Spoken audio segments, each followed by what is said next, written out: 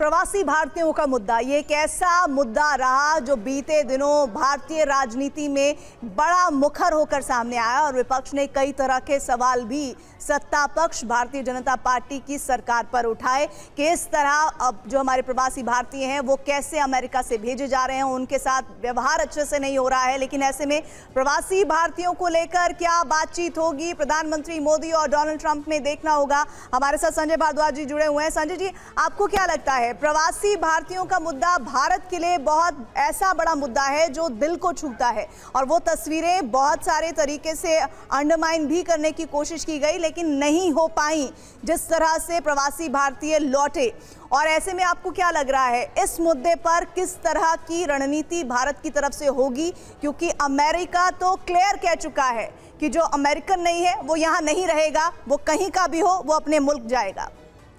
देखिए, ये बहुत क्रिटिकल इशू है भारत और अमेरिका के बीच में। ये बात आप मान के चलिए कि जितना जो सर्विस सेक्टर है आज के दिन अमेरिका में, उसमें भारतीय डीपली इन्वॉल्व है। वो चाहे टेक्नोलॉजी सेक्टर हो, स्पेस हो या मेडिकल सेक्टर हो या बाकी आईटी सेक्टर्स, किसी क्षेत्र में चले जाइए भारतीयों कि वहाँ पे एक स्ट्रॉन्ग प्रेजेंस है, चाहे वो स्किल्ड लेबर फोर्स हो, सेमी स्किल्ड लेबर फोर्स हो एंड बहुत कुछ हद तक अनस्किल्ड लेबर फोर्सेस भी, उसको खासकर इलीगल माइग्रेंट्स के रूप में ज़्यादा देखा जाता है कि कनाडा और दूसरे रास्ते से आते हैं।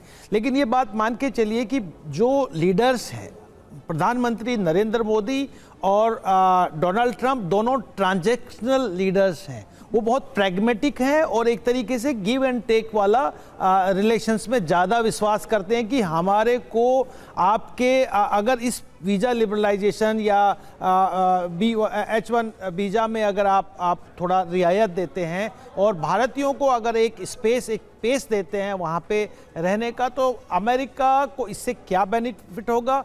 क्या भारत उस इकोनॉमिक या टेक्नोलॉजी या दूसरे क्षेत्र में जो एक पार्टनरशिप की तरफ अमेरिका देख रहा है भारत के साथ में, क्या उसको आगे बढ़ोतरी मिलेगी? तो निश्चित रूप से मान के चलिए कि प्रधानमंत्री नरेंद्र मोदी इस मुद्दे को बहुत स्ट्रांगली लेंगे, क्योंकि इसका बहुत डोमेस्टिक जो कॉन्स्टिट्यूएंसी है प्रधानमंत्री नरेंद्र मोदी की, या भारत में एक बहुत बड़ा इसका नकारात्मक प्रभाव जाएगा अगर भारतीयों को वहाँ से धकेला गया, खदेड़ा गया, उनके वीज़ा को टाइट किया गया और उसको लिबरलाइज नहीं किया, तो निश्चित रूप से बहुत बड़ा एक नकारात्मक प्रभाव भारत और अमेरिका पर पड़ेगा। लेकिन एक बात आप ये ध्यान रखना कि भारत और अमेरिका आज के दिन एक तरीके से स्ट्रॉन्ग स्ट्रेटेजिक पार्टनरशिप की तरफ बढ़ रहे हैं। तो ये एक पैकेज डील के रूप में होगा, एक बड़े रूप में होगा कि हाँ, उनकी जो नीड्स हैं इस इंडो पैसिफिक रीजन में, जो भारत के माध्यम से अमेरिका परस्यू करना चाहता है, चाहे वो साइंस टेक्नोलॉजी या डिफेंस के क्षेत्र में हो या चाइना के संदर्भ में,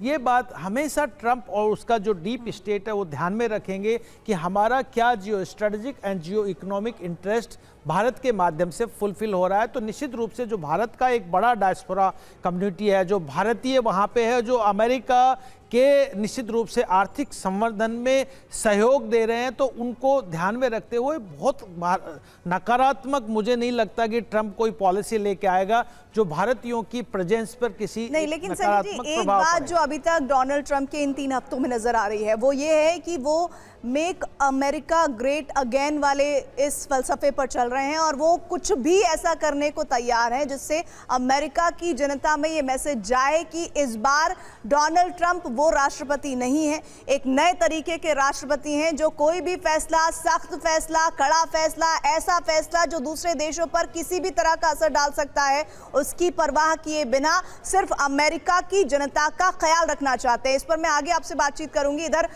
मुलाकात से पहले वॉशिंगटन में मोबाइल बिलबोर्ड, पीएम मोदी और ट्रंप की बॉन्डिंग का बिलबोर्ड है ये, और मोबाइल विज्ञापन ट्रक पर लगा ये बिलबोर्ड।